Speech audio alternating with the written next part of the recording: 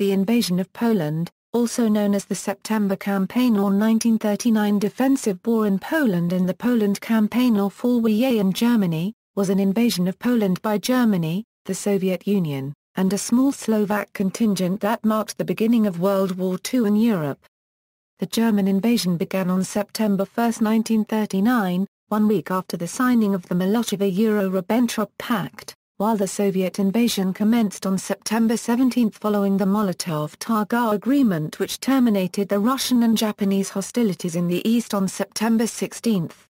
The campaign ended on October 6 with Germany and the Soviet Union dividing and annexing the whole of Poland. The morning after the Gleiwitz incident, German forces invaded Poland from the north, south, and west. As the Germans advanced, Polish forces withdrew from their forward bases of operation close to the Polish-Euro-German border to more established lines of defense to the east. After the mid-September Polish defeat in the Battle of the Bzura, the Germans gained an undisputed advantage. Polish forces then withdrew to the southeast where they prepared for a long defense of the Romanian Bridgehead and awaited expected support and relief from France and the United Kingdom. Those two countries had pacts with Poland and had declared war on Germany on September 3, though in the end their aid to Poland in the September campaign was very limited. The Soviet Red Army's invasion of eastern Poland on September 17, in accordance with a secret protocol of the Molotov-Tōgō-Ribbentrop Pact, rendered the Polish plan of defense obsolete. Facing a second front, the Polish government concluded the defense of the Romanian Bridgehead was no longer feasible and ordered an emergency evacuation of all troops to neutral Romania. On October 6, following the Polish defeat at the Battle of Kock, German and Soviet forces gained full control over Poland. The success of the invasion marked the end of the Second Polish Republic, though Poland never formally surrendered.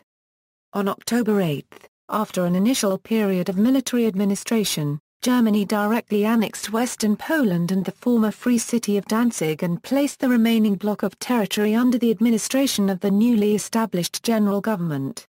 The Soviet Union incorporated its newly acquired areas into its constituent Belarusian and Ukrainian republics, and immediately started a campaign of Sovietization. In the aftermath of the invasion, a collective of underground resistance organizations formed the Polish underground state within the territory of the former Polish state. Many of the military exiles that managed to escape Poland subsequently joined the Polish armed forces in the West, an armed force loyal to the Polish government in exile. Prelude to the campaign.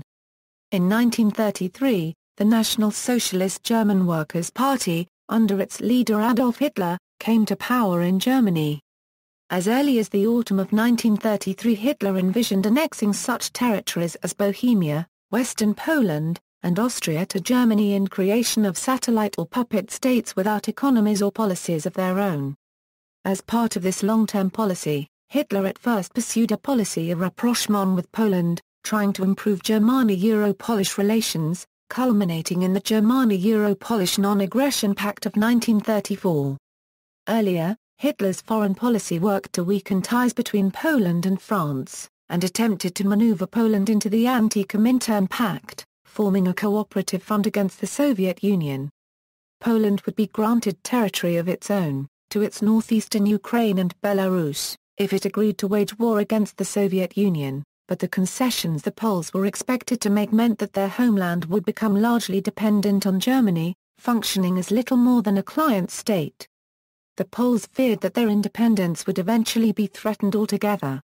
To provoke war with Poland in order to gain Lebensraum, the Nazis used as a pretext a claim to the Free City of Danzig and Polish territory that separated the German exclave of East Prussia from the rest of the Reich. The so-called Polish Corridor constituted land long disputed by Poland and Germany, and inhabited by a Polish majority. The corridor became a part of Poland after the Treaty of Versailles.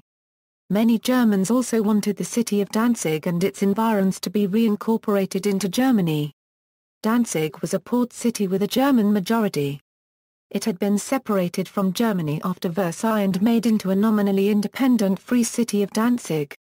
Hitler sought to use this as a reason for war, reverse these territorial losses, and on many occasions made an appeal to German nationalism, promising to liberate the German minority still in the corridor, as well as Danzig.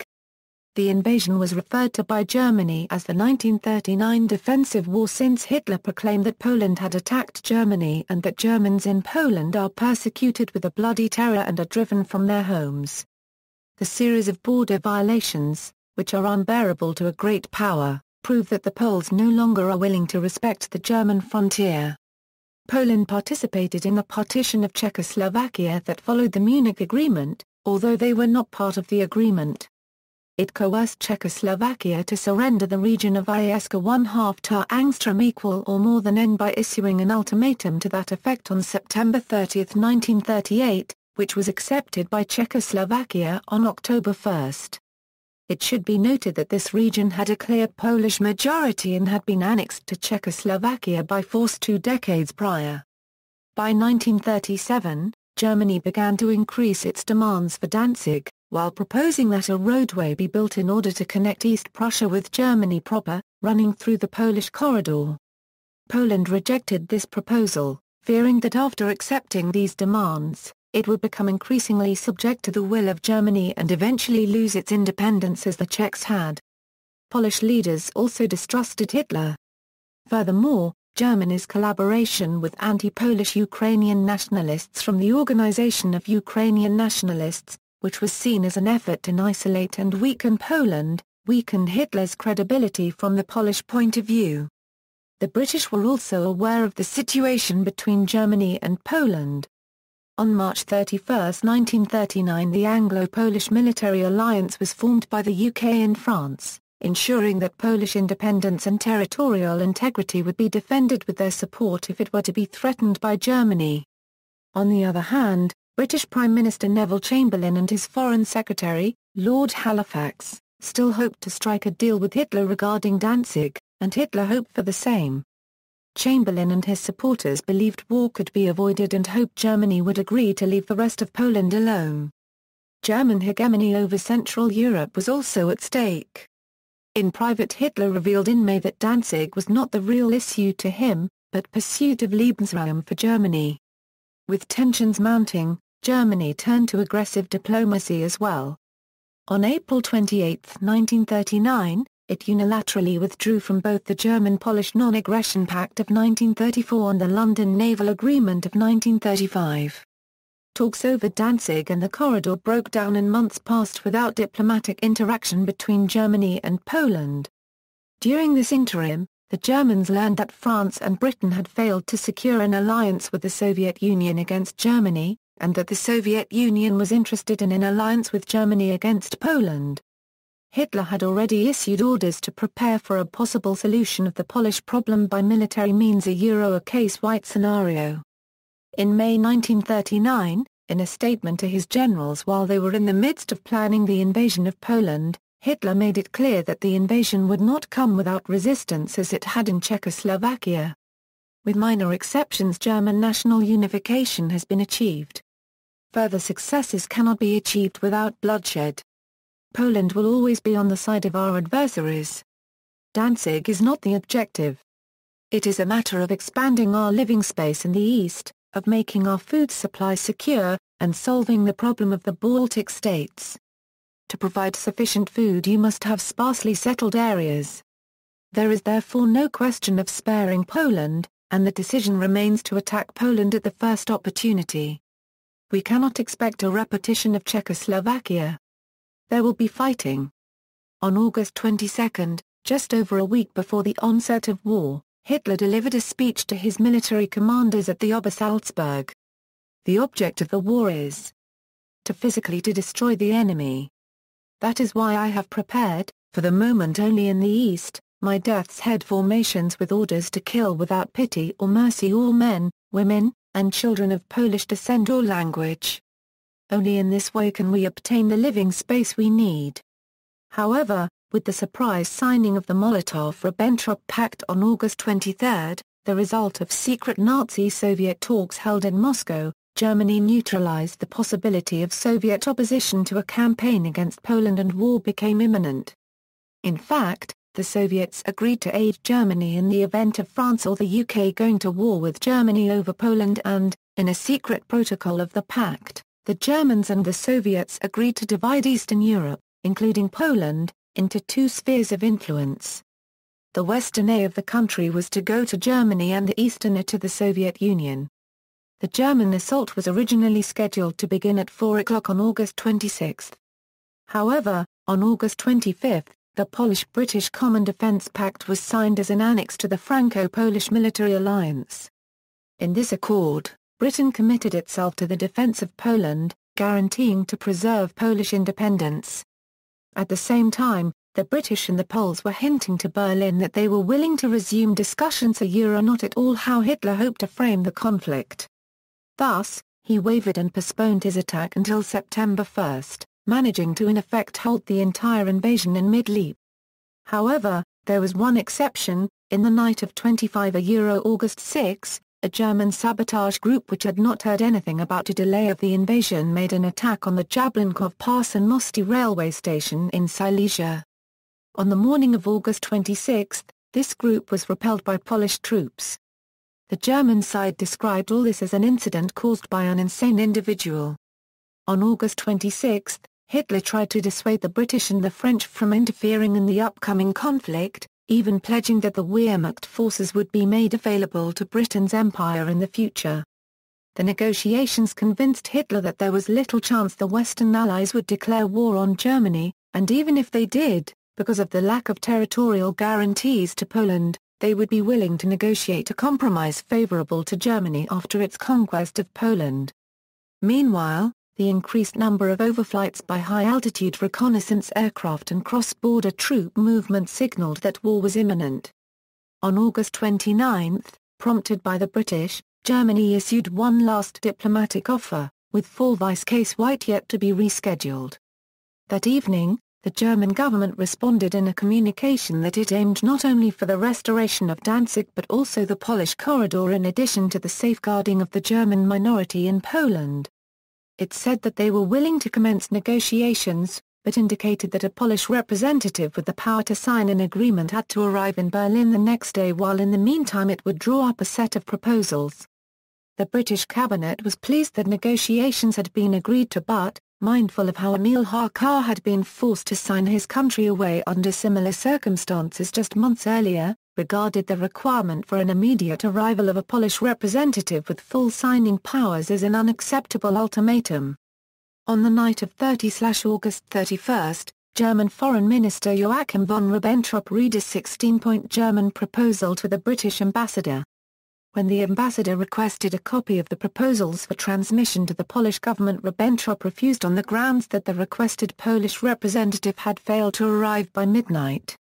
When Polish ambassador Lipski went to see Ribbentrop later on August 31 to indicate that Poland was favorably disposed to negotiations, he announced that he did not have the full power to sign, and Ribbentrop dismissed him. It was then broadcast that Poland had rejected Germany's offer, and negotiations with Poland came to an end. Hitler issued orders for the invasion to commence soon afterwards. On August 29, German saboteurs planted a bomb at the railway station in Tanachube W and killed 21 passengers, leaving 35 wounded. On August 30, the Polish Navy sent its destroyer flotilla to Britain, executing Operation Peking.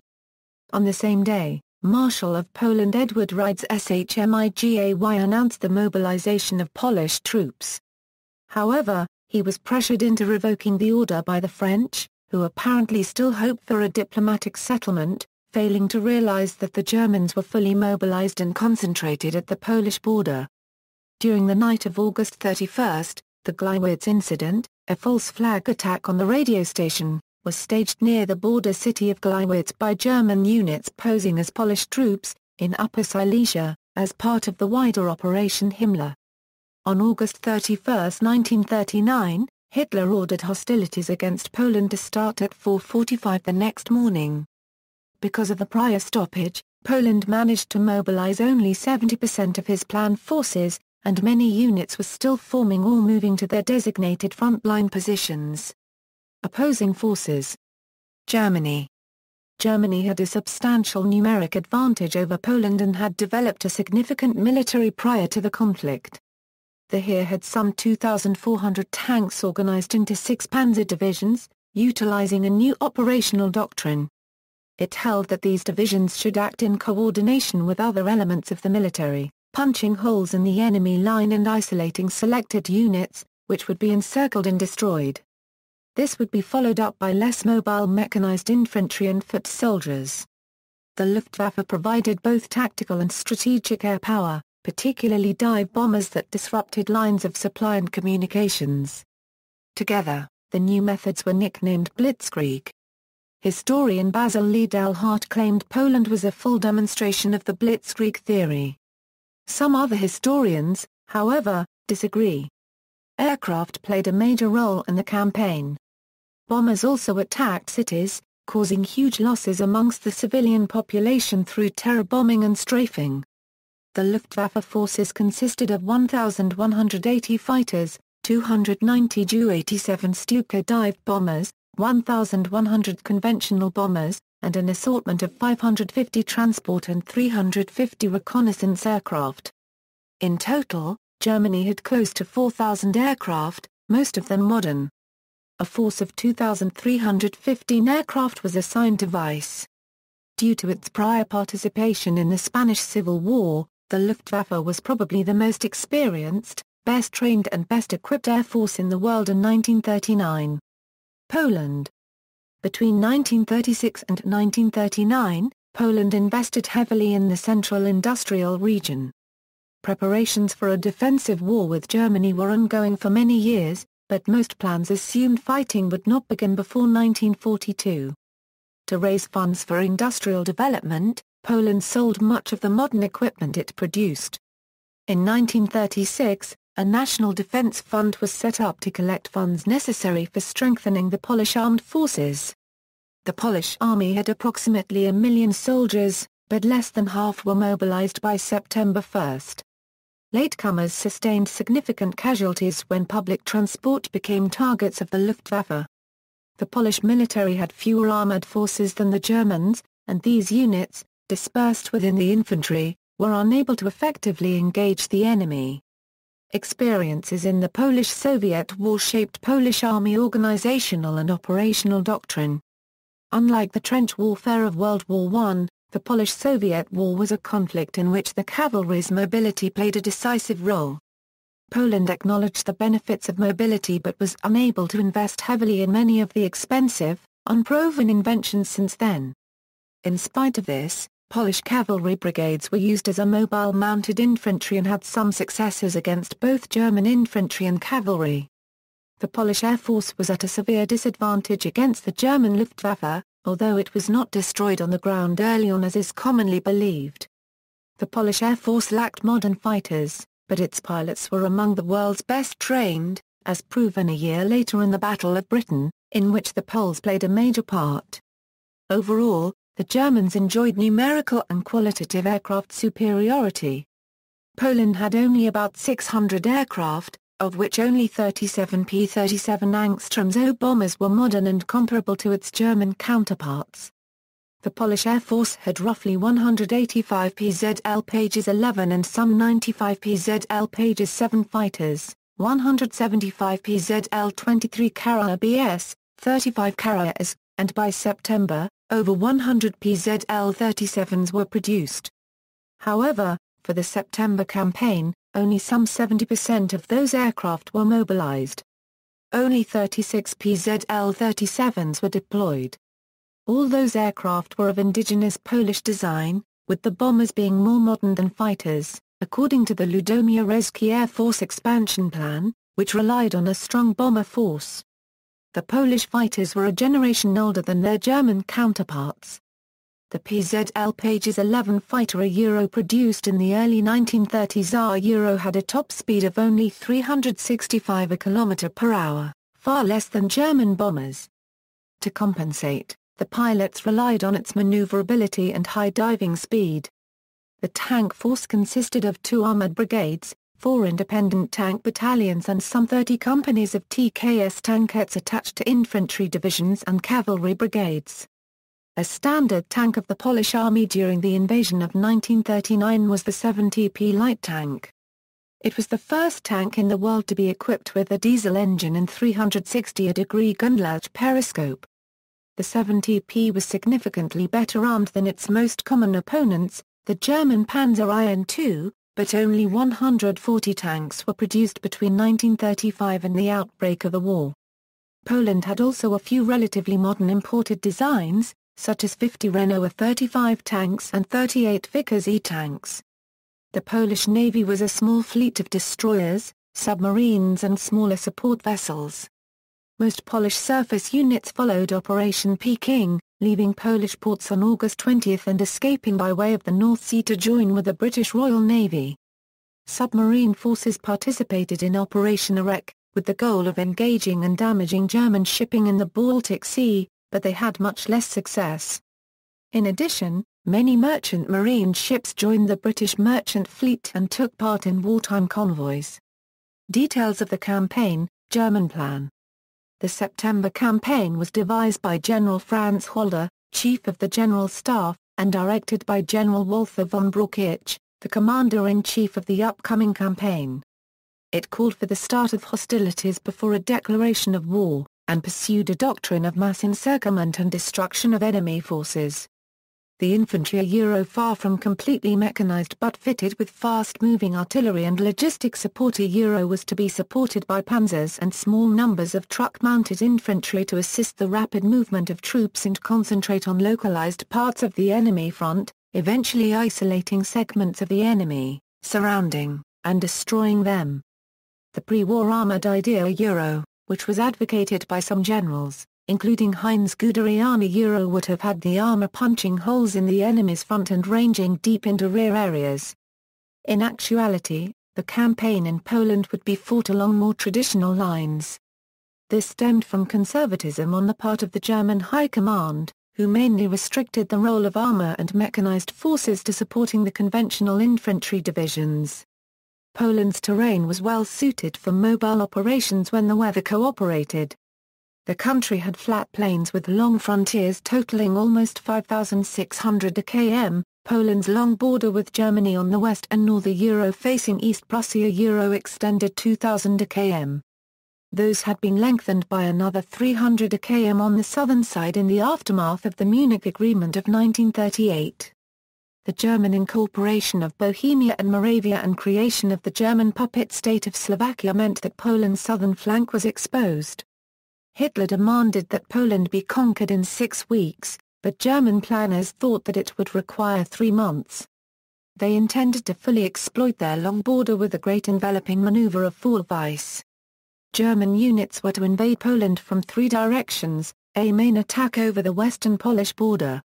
This was to be carried out by Army Group South commanded by General Gerd von Rundstedt, attacking from German Silesia and from the Moravian and Slovak border. General Johannes Blaskowitz's 8th Army was to drive eastward against Angstromer Cube Dar. General Wilhelm List's 14th Army was to push on toward Kraków Cube W and to turn the Poles' Carpathian flank. And General Walter von Reichenau's 10th Army, in the center with Army Group South's armor, was to deliver the decisive blow with a northeastward thrust into the heart of Poland. A second route of attack from northern Prussia. General Feder von Bock commanded Army Group North, comprising General Georg von Kar-1-Quartertschler's 3rd Army, which was to strike southward from East Prussia, and General Gar-1-Quarter-Nther von Kluge's 4th Army, which was to attack eastward across the base of the Polish corridor. A tertiary attack by part of Army Group South's allied Slovak units from Slovakia. From within Poland, the German minority would assist by engaging in diversion and sabotage operations through Volksdeutsche Selbstschutz units prepared before the war. All 3 assaults were to converge on Warsaw, while the main Polish army was to be encircled and destroyed west of the Vistula. Fall Weiß was initiated on September 1, 1939, and was the first operation of Second World War in Europe. Polish defense plan. The Polish political determination to deploy forces directly at the German-Polish border, based on the Polish-British Common Defense Pact, shaped the country's defense plan, Plan West. Poland's most valuable natural resources, industry and population were located along the western border in eastern Upper Silesia. Polish policy centered on their protection, especially since many politicians feared that if Poland were to retreat from the regions disputed by Germany, Britain and France would sign a separate peace treaty with Germany similar to the Munich Agreement of 1938. The fact that none of Poland's allies had specifically guaranteed Polish borders or territorial integrity certainly did not help in easing Polish concerns. For these reasons, Poland disregarded French advice to deploy the bulk of their forces behind the natural barriers such as the Vistula and San rivers, even though some Polish generals supported it as a better strategy. The West plan did permit the Polish armies to retreat inside the country, but it was supposed to be a slow retreat behind prepared positions and was intended to give the armed forces time to complete its mobilization and execute a general counter-offensive with the support of the Western Allies. The Polish General Staff had not begun elaborating the West Defense Plan until March 4, 1939.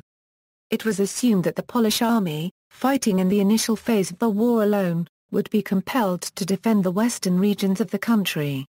The plan of operations took into account, first of all, the numerical and material superiority of the enemy and, consequently, assumed the defensive character of Polish operations. The Polish intentions were, the defense of the western regions judged as indispensable for waging the war, the taking advantage of the propitious conditions for counterblows by reserve units, the avoidance of being smashed before the beginning of Allied operations in the West and the making of decisions depending on the existing situation. The operational plan had not been elaborated in detail and concerned only the first stage of operations. The British and French estimated that Poland should be able to defend itself for 2 to 3 months, while Poland estimated it could do so for at least 6 months. Poland drafted its estimates based upon the expectation that the Western Allies honor their treaty obligations and quickly start an offensive of their own. In addition, the French and British expected the war to develop into trench warfare much like World War I.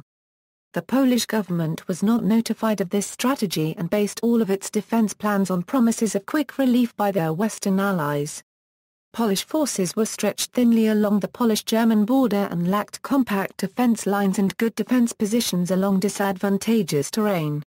This strategy also left supply lines poorly protected. 1/3 of Poland's forces were massed in or near the Polish corridor, making them vulnerable to a double envelopment from East Prussia and the West. Another third were concentrated in the north-central part of the country, between the major cities of Angstrom, Kubda and Warsaw. The forward positioning of Polish forces vastly increased the difficulty of carrying out strategic maneuvers, compounded by inadequate mobility, as Polish units often lacked the ability to retreat from their defensive positions as they were being overrun by more mobile German mechanized formations. As the prospect of conflict increased, the British government pressed Marshal Edward Reid's SHMIGAY to evacuate the most modern elements of the Polish Navy from the Baltic Sea. In the event of war, the Polish military leaders realized that the ships which remained in the Baltic were likely to be quickly sunk by the Germans. Furthermore, the Danish Straits were well within operating range of the German Kriegsmarine and Luftwaffe, so there was little chance of an evacuation plan succeeding if implemented after hostilities began. 4 days after the signing of the Polish-British Common Defence Pact, 3 destroyers of the Polish Navy executed the Peking Plan and consequently evacuated to Great Britain. Although the Polish military had prepared for conflict, the civilian population remained largely unprepared. Polish pre-war propaganda emphasized that any German invasion would be easily repelled. Consequently, Polish defeats during the German invasion came as a shock to the civilian population. Lacking training for such a disaster, the civilian population panicked and retreated east, spreading chaos, lowering troop morale and making road transportation for Polish troops very difficult. Phase 1, German invasion. Following several German-staged incidents, which German propaganda used as a pretext to claim that German forces were acting in self-defense, the first regular act of war took place on September 1, 1939, at 4:40, when the Luftwaffe attacked the Polish town of Ilwa, destroying 75% of the city and killing close to 1,200 people, most of them civilians. This invasion subsequently began World War II. 5 minutes later, the old German pre-dreadnought battleship Schleswig-Holstein opened fire on the Polish military transit depot at Westerplatte in the Free City of Danzig on the Baltic Sea. At 8 o'clock, German troops are still without a formal declaration of war attacked near the Polish town of Mokra. The Battle of the Border had begun. Later that day, the Germans attacked on Poland's western, southern and northern borders, while German aircraft began raids on Polish cities. The main axis of attack led eastwards from Germany proper through the western Polish border. Supporting attacks came from East Prussia in the north, and a cooperative German-Slovak tertiary attack by units from German-allied Slovakia in the south. All three assaults converged on the Polish capital of Warsaw. The Allied governments declared war on Germany on September 3. However, they failed to provide any meaningful support. The German-French border saw only a few minor skirmishes, although the majority of German forces, including 85% of their armoured forces, were engaged in Poland. Despite some Polish successes in minor border battles, German technical, operational and numerical superiority forced the Polish armies to retreat from the borders towards Warsaw and wrześniowa. The Luftwaffe gained air superiority early in the campaign. By destroying communications, the Luftwaffe increased the pace of the advance which overran Polish airstrips and early warning sites, causing logistical problems for the Poles. Many Polish Air Force units ran low on supplies, 9/8 of their number withdrew into then neutral Romania. The Polish initial strength of 400 was reduced to just 54 by September 14 and air opposition virtually ceased. By September 3, when Gar 1/4 Nther von Kluge in the north had reached the Vistula River from the German border at that time, and Georg von Kahr 1/4 Chla was approaching the narrow river, Walther von Reichenau's armour was already beyond the Water River. 2 days later, his left wing was well to the rear of Angstromer Dar and his right wing at the town of Kielce. By September 8, one of his armoured corps having advanced 225 km in the first week of the campaign reached the outskirts of Warsaw. Light divisions on Reichenau's right were on the Vistula between Warsaw and the town of Sandomierz by September 9, while Lister in the south was on the San River above and below the town of Przemysł. At the same time, Guderian led his Third Army tanks across the Narrow, attacking the line of the Bug River, already encircling Warsaw. All the German armies made progress in fulfilling their parts of the Fall Weiß plan. The Polish armies were splitting up into uncoordinated fragments, some of which were retreating while others were launching disjointed attacks on the nearest German columns. Polish forces abandoned the regions of Pomerania, Greater Poland and Polish Upper Silesia in the first week. The Polish plan for border defense was proven a dismal failure. The German advance as a whole was not slowed. On September 10, the Polish commander-in-chief Marshal Edward Riedz Shmigay ordered a general retreat to the southeast, towards the so-called Romanian Bridgehead. Meanwhile, the Germans were tightening their encirclement of the Polish forces west of the Vistula and also penetrating deeply into eastern Poland. Warsaw under heavy aerial bombardment since the first hours of the war was attacked on September 9 and was put under siege on September 13. Around that time, advanced German forces also reached the city of Wrześniowa, a major metropolis in eastern Poland. 1,150 German aircraft bombed Warsaw on September 24. The Polish defensive plan called for a strategy of encirclement. They were to allow the Germans to advance in between two Polish army groups in the line between Berlin and Warsaw Lodz, at which point Armia Prusi would move in and repulse the German spearhead, trapping them. In order for this to happen, Armia Prusi needed to be fully mobilized by September 3. However, Polish military planners failed to foresee the speed of the German advance and predicted that Armia Prusi would need to be fully mobilized by September 16, by which time it was too late. The largest battle during this campaign the Battle of Bzura took place near the Bzura River west of Warsaw and lasted 9 September 19. Polish armies Potsdam and Ponorsk, retreating from the border area of the Polish corridor, attacked the flank of the advancing German Eighth Army, but the counterattack failed after initial success.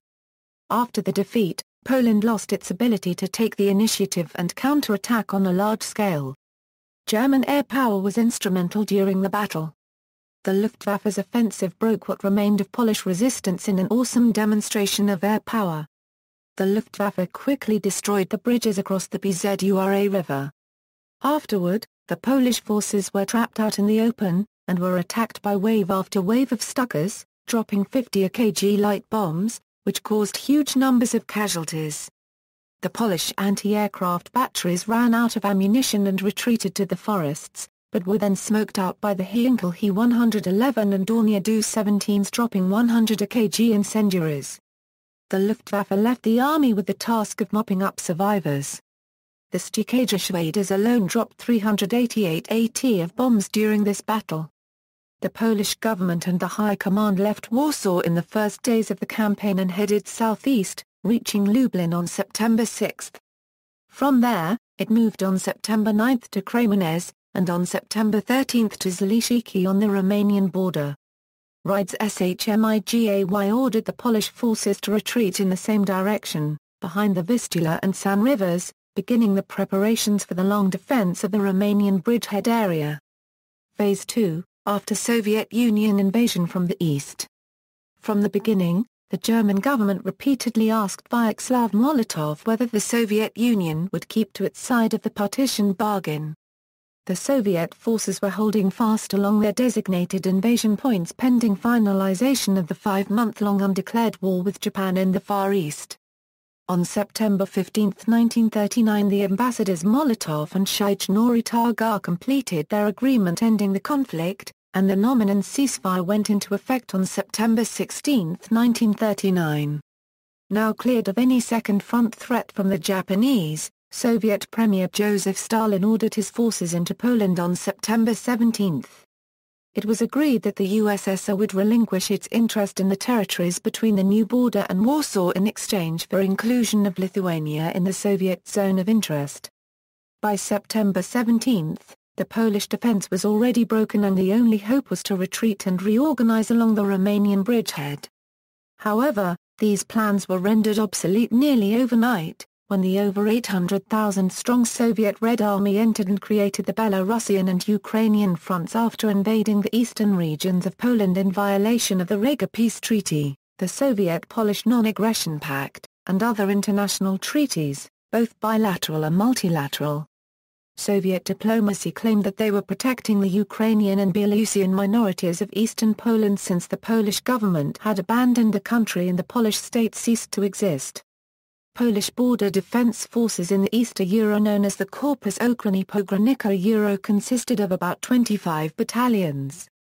Edward Rydz-Shmigay ordered them to fall back and not engage the Soviets. This, however, did not prevent some clashes and small battles, such as the Battle of Grodno, as soldiers and local population attempted to defend the city. The Soviets murdered numerous Polish officers, including prisoners of war like General Jakub Olszewski. The organization of Ukrainian nationalists rose against the Poles, and communist partisans organized local revolts, robbing and murdering Poles.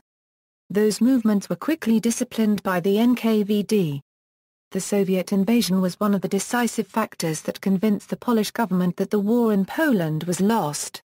Prior to the Soviet attack from the east, the Polish military's fallback plan had called for long-term defense against Germany in the southeastern part of Poland, while awaiting relief from a Western Allies' attack on Germany's western border.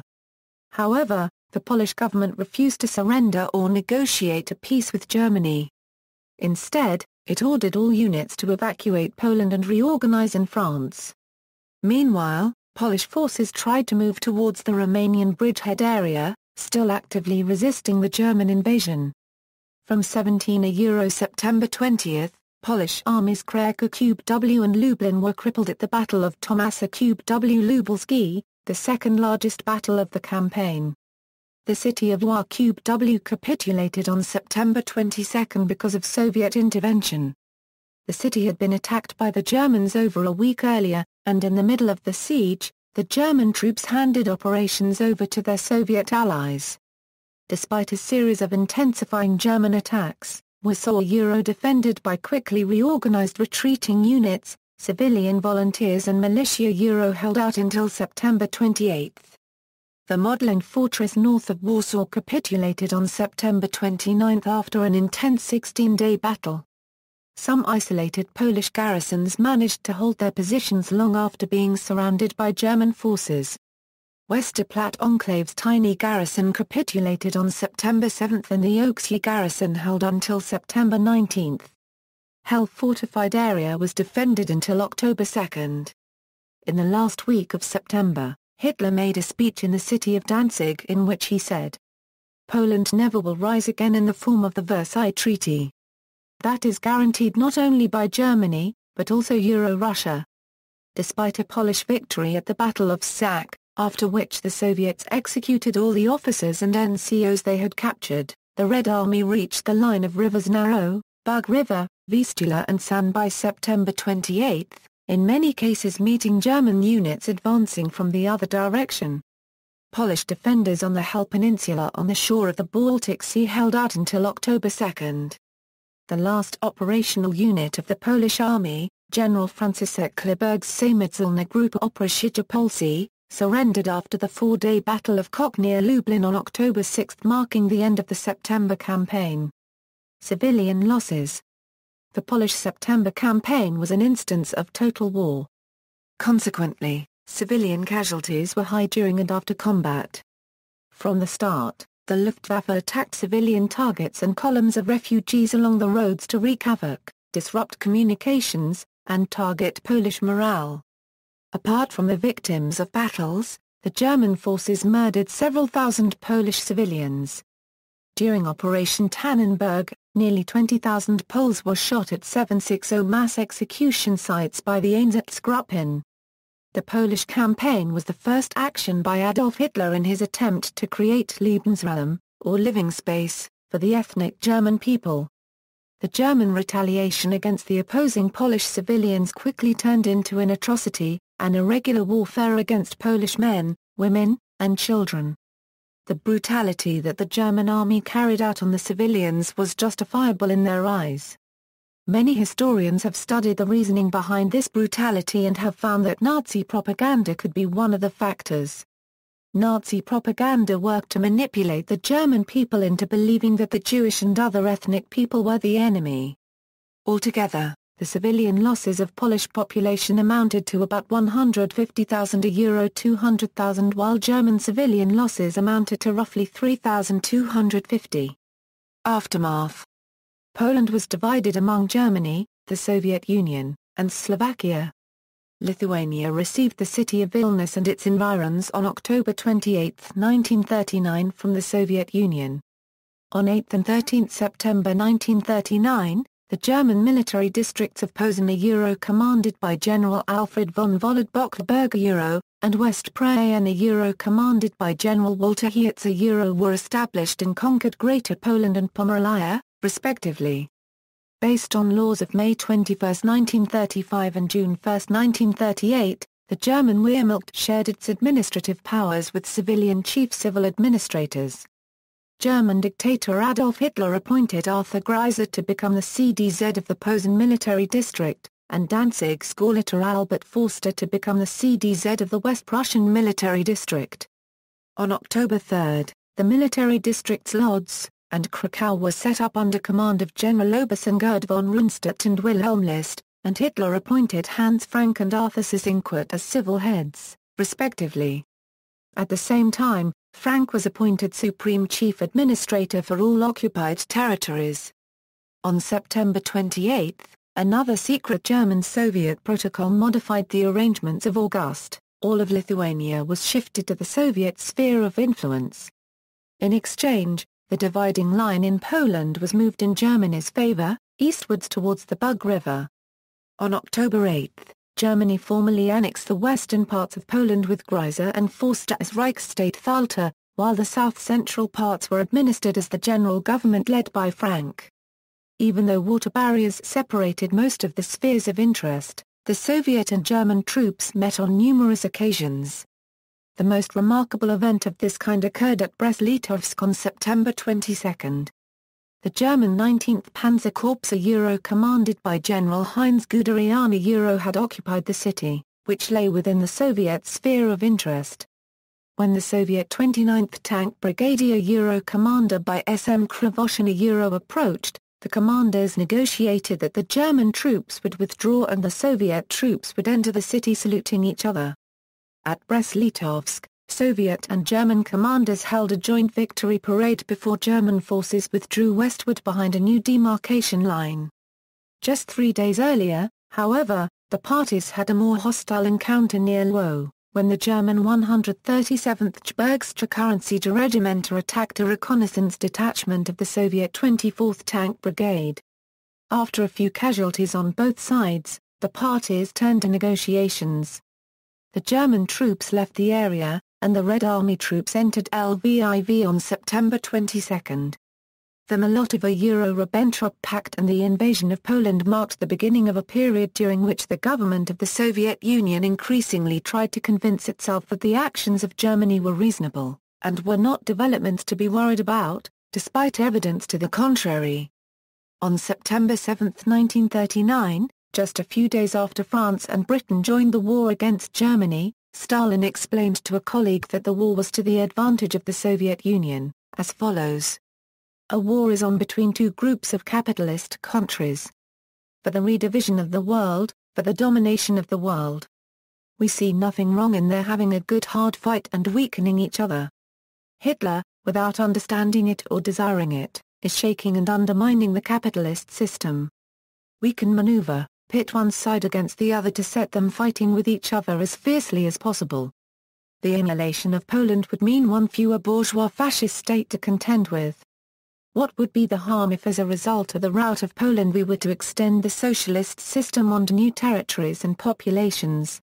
About 65,000 Polish troops were killed in the fighting, with 420,000 others being captured by the Germans and 240,000 more by the Soviets.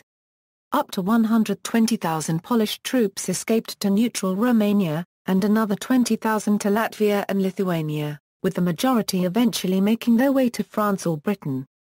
Most of the Polish navy succeeded in evacuating to Britain as well. German personnel losses were less than their enemies. None of the parties to the conflict Germany, the Western Allies or the Soviet Union expected that the German invasion of Poland would lead to a war that would surpass World War I in its scale and cost. It would be months before Hitler would see the futility of his peace negotiation attempts with the United Kingdom and France, but the culmination of combined European and Pacific conflicts would result in what was truly a world war. Thus, what was not seen by most politicians and generals in 1939 is clear from the historical perspective. The Polish September Campaign marked the beginning of the Second World War in Europe, which combined with the Japanese invasion of China in 1937 and the Pacific War in 1941, formed the cataclysm known as World War II. The invasion of Poland led Britain and France to declare war on Germany on September 3. However, they did little to affect the outcome of the September Campaign. No declaration of war was issued by Britain and France against the Soviet Union. This lack of direct help led many Poles to believe that they had been betrayed by their Western allies. On May 23, 1939, Hitler explained to his officers that the object of the aggression was not Danzig, but the need to obtain German Lebensraum, and details of this concept would be later formulated in the infamous Generalplan Ost. The invasion decimated urban residential areas, civilians soon became indistinguishable from combatants, and the forthcoming German occupation was one of the most brutal episodes of World War II, resulting in between 5.47 million and 5.67 million Polish deaths including the mass murder of 3 million Polish citizens in extermination camps like Auschwitz, in concentration camps, and in numerous ad hoc massacres, where civilians were rounded up, taken to a nearby forest, machine-gunned, and then buried, whether they were dead or not. According to the Polish Institute of National Remembrance, Soviet occupation between 1939 and 1941 resulted in the death of 150,000 and deportation of 320,000 of Polish citizens, when all who were deemed dangerous to the Soviet regime were subject to Sovietization, forced resettlement, imprisonment in labor camps or murdered, like the Polish officers in the Katyn massacre. Misconceptions. There are several common misconceptions regarding the Polish September campaign. False. The Polish army fought German tanks with horse-mounted cavalry wielding lances and swords. In 1939, only 10% of the Polish army was made up of cavalry units. Polish cavalry never charged German tanks or entrenched infantry or artillery, but usually acted as mobile infantry and reconnaissance units and executed cavalry charges only in rare situations against foot soldiers. Other armies also fielded and extensively used elite horse cavalry units at that time. Polish cavalry consisted of 11 brigades, as emphasized by its military doctrine, equipped with anti-tank rifles and light artillery such as the highly effective Bofors 37mm anti-tank gun. The myth originated from war correspondence reports of the Battle of Krojanty, where a Polish cavalry brigade was fired upon in ambush by hidden armored vehicles, after it had mounted a saber charge against German infantry. False. The Polish Air Force was destroyed on the ground in the first days of the war.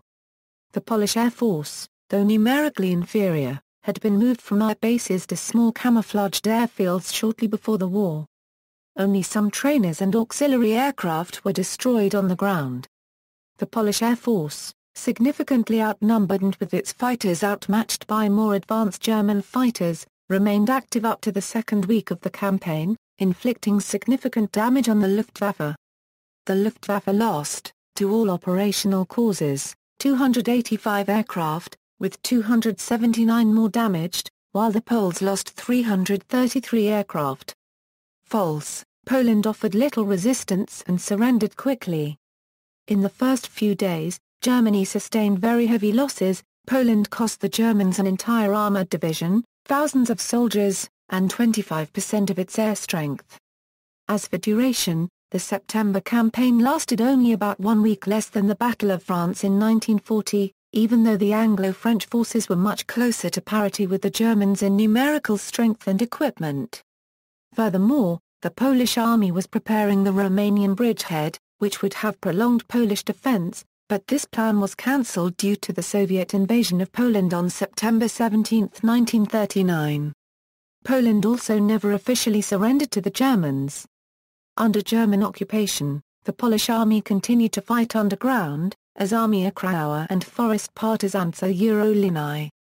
The Polish resistance movement in World War II in German-occupied Poland was one of the largest resistance movements in all of occupied Europe. False. Blitzkrieg was first used in Poland. It is often assumed that blitzkrieg is the strategy that Germany first used in Poland. Many early post-war histories, such as Barry Pitt's in the Second World War, attribute German victory to enormous development in military technique which occurred between 1918 and 1940, citing that Germany, who translated theories into action called the result blitzkrieg. This idea has been repudiated by some authors. Matthew Cooper writes, throughout the Polish campaign, the employment of the mechanized units revealed the idea that they were intended solely to ease the advance and to support the activities of the infantry. Thus, any strategic exploitation of the armored idea was stillborn. The paralysis of command and the breakdown of morale were not made the ultimate aim of the German ground and air forces, and were only incidental byproducts of the traditional maneuvers of rapid encirclement and of the supporting activities of the flying artillery of the Luftwaffe, both of which had as their purpose the physical destruction of the enemy troops. Such was the Vernichtung of the Polish campaign. Vernichtung was a strategy dating back to Frederick the Great, and was applied in the Polish campaign little changed from the French campaigns in 1870 or 1914. The use of tanks left much to be desired. Fear of enemy action against the flanks of the advance, fear which was to prove so disastrous to German prospects in the West in 1940 and in the Soviet Union in 1941, was present from the beginning of the war. John Ellis, writing in Brute Force, asserted that there is considerable justice in Matthew Cooper's assertion that the Panzer divisions were not given the kind of strategic mission that was to characterize authentic armored blitzkrieg, and were almost always closely subordinated to the various mass infantry armies.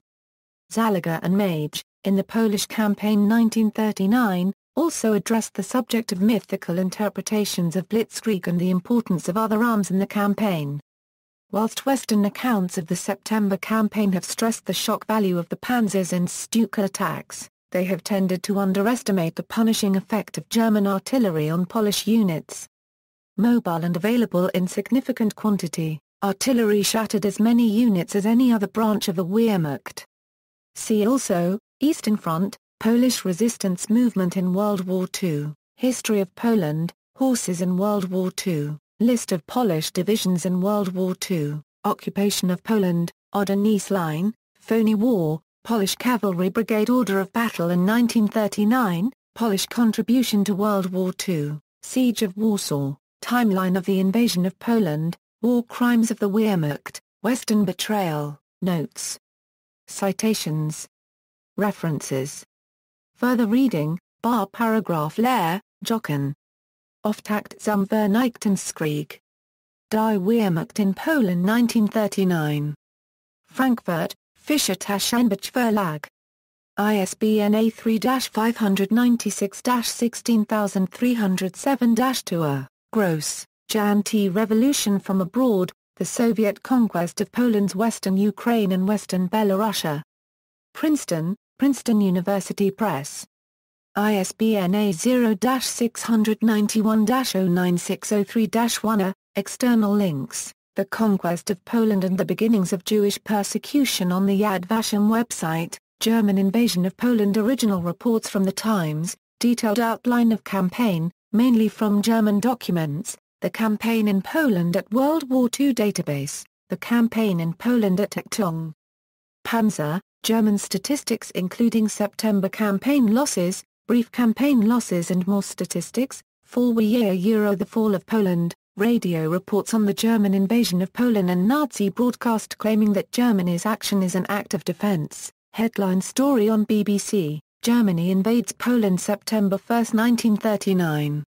Harford Macinder's Necessary War, an essay describing the Polish campaign in a larger strategic context of the war. Detailed Polish Army Organization Schemas by Dr. Leon Horster. Detailed German Army Organization Schemas by Dr. Leon Horster. Polish Armored Units 1939, Nazi Invasion of Poland in 1939, images and documents from the Harrison Foreman Collection, The Polish Campaign of September 1939 in Perspective. Polish News, September 24, 2008, Invasion of Poland by Bradley Lightbody. Last updated March 30, 2011, The Mythical Polish Cavalry Charge, Cavalry Brigade, Propaganda, Misconceptions and Lost Opportunity.